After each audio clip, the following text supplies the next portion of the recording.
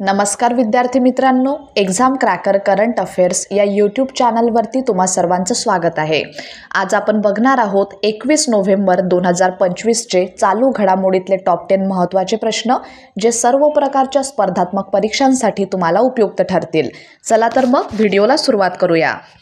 व्हिडिओच्या सुरुवातीला बघूया काल विचारलेला खास प्रश्न आणि तो प्रश्न आहे CCPI म्हणजेच क्लायमेट चेंज परफॉर्मन्स इंडेक्स 2026 मध्ये भारत कोणत्या स्थानावर घसरला आहे। याचं योग्य उत्तर आहे पर्याय क्रमांक सी 23वें स्थान। भारत CCPI 2026 मध्ये 23व्या स्थानावर असून मागील वर्षाच्या तुलनेत 13 स्थानांनी घसरला आहे। CCPI मध्ये हरितगृह वायू उत्सर्जन, नवीकरणीय ऊर्जा, ऊर्जा वापर आणि हवामान धोरण या निकषांवर 63 देश आणि युरोपियन युनियनचे मूल्यमापन केले जाते। डेन्मार्क, युनायटेड किंगडम आणि मोरोक्को यांनी अनुक्रमे 4थे, 5वे आणि 6वे क्रमांक मिळवले आहेत, तर पहिली 3 स्थाने रिक्त ठेवण्यात आली आहेत। भारताने 2030च्या लक्ष्यापूर्वीच गैर जीवाश्म स्रोतांपासून 50% स्थापित वीज क्षमता साध्य केली आहे। आता सुरुवात करूया आपल्याच्या टॉप 10 महत्त्वाच्या प्रश्नांना। 10 प्रश्नांपैकी आजचा आपला पहिला प्रश्न आहे मिशेल बाचेलेट यांना कोणता पुरस्कार प्रदान करण्यात आला। तर प्रश्न क्रमांक 1चं योग्य उत्तर आहे पर्याय क्रमांक बी जे आहे इंदिरा गांधी शांतता, निशस्त्रीकरण आणि विकास पुरस्कार।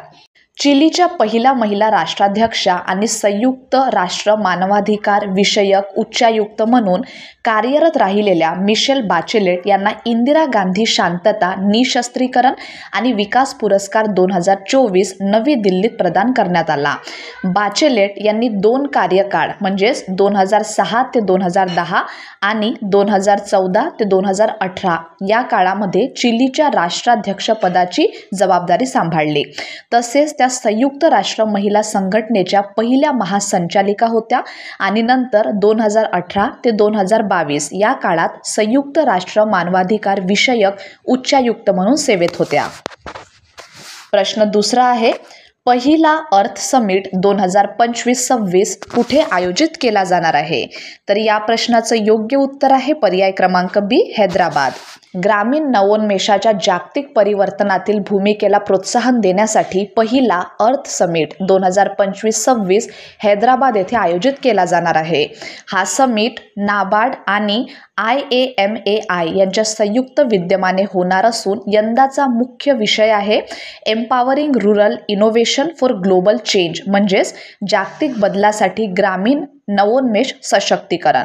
हा बहुशहर शृंखलेतील समिट पुढे गांधीनगर येथे 5 ते 6 डिसेंबर 2025 रोजी आणि न्यू दिल्ली येथे फेब्रुवारी 2026 मध्ये आयोजित केला जाणार असून प्रदेशनिहाय व राष्ट्रीय दृष्टिकोनांचा समावेश करेल।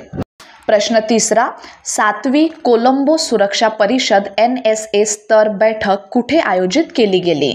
तर प्रश्न तिसऱ्याचं योग्य उत्तर आहे पर्याय क्रमांक बी नवी दिल्ली येथे। कोलंबो सुरक्षा परिषदेच्या 7व्या राष्ट्रीय सुरक्षा सल्लागार स्तरावरील बैठकीचे आयोजन भारताने नवी दिल्ली येथे केले। या बैठकीचे अध्यक्षस्थान राष्ट्रीय सुरक्षा सल्लागार अजित डोभाल यांनी भूषविले। या परिषदेत मालदीव, मॉरिशस, श्रीलंका आणि बांगलादेश यांनी सहभाग घेतला, तर सेशल्सने पर्यवेक्षक म्हणून आणि मलेशियाने विशेष अतिथी म्हणून सहभाग नोंदविला। भारताच्या पहिल्या CSC सरचिटणीसांनी 2023 मध्ये मॉरिशसमध्ये झालेल्या 6व्या NSA बैठकीतील निर्णयांच्या प्रगतीचा सविस्तर आढावा सादर केला। प्रश्न चौथा आहे संयुक्त राज्य अमेरिकेने कोणाला मेजर नॉन NATO अलाय म्हणून घोषित केले। तर याचं योग्य उत्तर आहे पर्याय क्रमांक सी सौदी अरेबिया। संयुक्त राज्य अमेरिकेने सौदी अरेबियाला मेजर नॉन NATO अलाय म्हणून घोषित केले आहे। या निर्णयाची घोषणा सौदीचे क्राऊन प्रिन्स मोहम्मद बिन सलमान यांच्या वॉशिंग्टन भेटीदरम्यान करण्यात आली आणि हे द्विपक्षीय संबंधांमध्ये ऐतिहासिक पायरी म्हणून पाहिले जात आहे। या घोषणेचा परिणाम म्हणून सौदी अरेबियाला अमेरिकी विमान हल्ली भाजले जाणारे उद्योग, रणनीतिक संरक्षणात्मक भागीदारी वाढवण्याची संधी मिळाली आहे। यातील महत्त्वाचे भाग म्हणजे पहिला आहे, प्रथम अरब राष्ट्र म्हणून सौदी अरेबियाला अमेरिकी 5व्या पिढीचे विमान F-35 लाइटनिंग सेकंड विक्रीची परवानगी मिळाली आहे.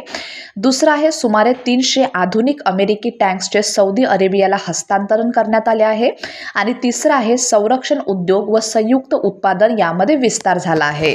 प्रश्न 5वा आहे, भारतातील पहिले खाजगी क्षेत्रात निर्मित PSLV ज्याचं लॉंग फॉर्म आहे पोलर सॅटेलाइट लॉन्च व्हेकल कधी प्रक्षेपित होणार आहे?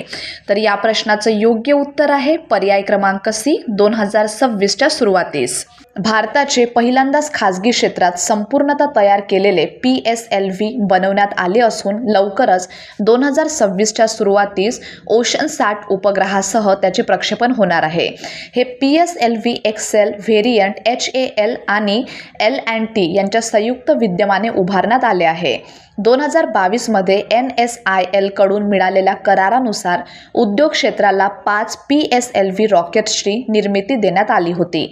यामुळे भारताच्या वाढत्या न्यू स्पेस उत्पादन क्षमतेला मोठे बळ मिळाले आहे.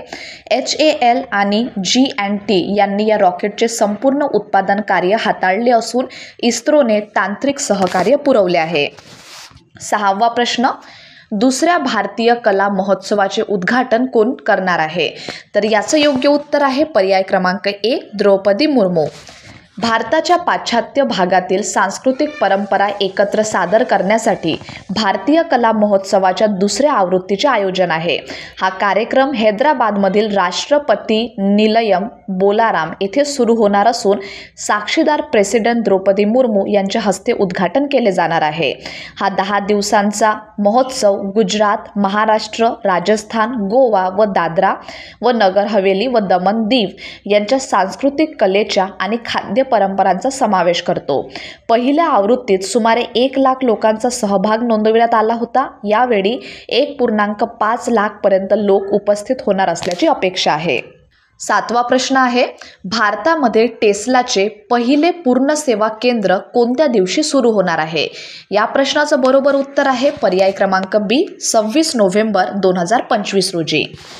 भारत देशाने आपल्या इलेक्ट्रिक मोबिलिटी वाढीसाठी एक मोठा टप्पा पार केला आहे.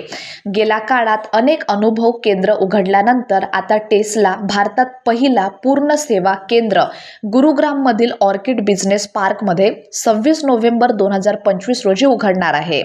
भारत टेस्लाचा 50वा जागतिक बाजार बनला आहे. टेस्लाच्या भारतातील संचालनाची जबाबदारी आता शरद अग्रवाल यांच्याकडे सोपवण्यात आली असून ते लॅम्बोर्गिनी इंडियाचे माजी प्रमुख आहेत. पुढला प्रश्न आहे, पंतप्रधान मोदी कोणत्या G20 शिखर परिषदेत सहभागी होत आहेत? तर या प्रश्नाचं योग्य उत्तर आहे पर्याय क्रमांक C, 20व्या. पंतप्रधान नरेंद्र मोदी यांनी 21 ते 23 नोव्हेंबर दरम्यान दक्षिण आफ्रिकेतील जोहान्सबर्ग येथे होणाऱ्या 20व्या G20 शिखर परिषदेत भाग घेण्यासाठी प्रवास केले आहेत. ही शिखर परिषद हिमग्लोबिल दृष्ट्या दक्षिण गोलार्धातील चौथा सलग G20 मीटिंग आहे. भारत या परिषदेत आपले दृष्टिकोन आणि प्राथमिकता सादर करणार असून तसेच ते G20च्या बैठकीदरम्यान होणाऱ्या IBSA लीडर्स मीटिंग होतील, ज्याचे आयोजन दक्षिण आफ्रिकेने केलेले आहे. 9वा प्रश्न आहे, HDFC बँकने 2025च्या कांटाझार ब्रँड्स इंडिया अहवालात कोणते स्थान मिळवले? याचं बरोबर उत्तर आहे पर्याय क्रमांक B, पहिले स्थान. भारताच्या 2025च्या top 100 most valuable Indian brands अहवालानुसार HDFC बँकने परत भारतातील सर्वात मूल्यवान ब्रँड म्हणून स्थान मिळवले आहे, ज्याचे ब्रँड मूल्य सुमारे $44.9 बिलियन इतके आहे आणि या स्थानाला त्यांनी टाटा कन्सल्टन्सी सर्व्हिसेसला मागे टाकून मिळवले आहे. त्यांच्या ब्रँड वाढीमध्ये प्रमुख भूमिका बजावणाऱ्या गोष्टींच्या मध्ये आहेत मर्ज नंतरचा समाकलन, डिजिटल नवोन्मेष जसे की 30 मिनिट ऑटो लोन आणि विगिल अंटी यासारख्या ब्रँड मॅस्कॉटच्या माध्यमातून मजबूत ग्राहक विश्वास. या अहवालानुसार भारतातील शीर्ष ब्रँड्सची एकूण मूल्य $523.5 बिलियन आहे, जे देशाच्या GDPच्या सुमारे 13% इतके आहे. आणि आजचा आपला शेवटचा प्रश्न आहे, स्वावलंबन 2025च्या चौथ्या आवृत्तीचे आयोजन कोणत्या संस्थेने केले आहे? याचं योग्य उत्तर आहे पर्याय क्रमांक B, नौदल नवोन्मेष व स्वदेशीकरण संस्था. भारतीय नौदलाच्या नवोन्मेष व स्वदेशीकरण संस्थेने म्हणजेच नेव्हल इनोव्हेशन अँड इंडिजिनायझेशन ऑर्गनायझेशनने आयोजित केलेली स्वावलंबन 2025 याची 4थी आवृत्ती 26 नोव्हेंबरला नवी दिल्लीमध्ये सुरू होणार आहे.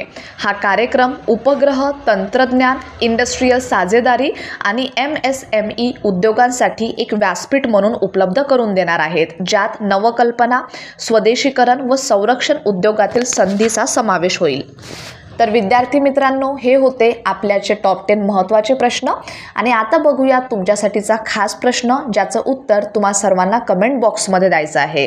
आणि तो प्रश्न आहे, लिओनार्डो डिकॅप्रियो यांना डेझर्ट पाम अचीव्हमेंट अवॉर्ड कोणत्या चित्रपटातील भूमिकेसाठी दिला जात आहे?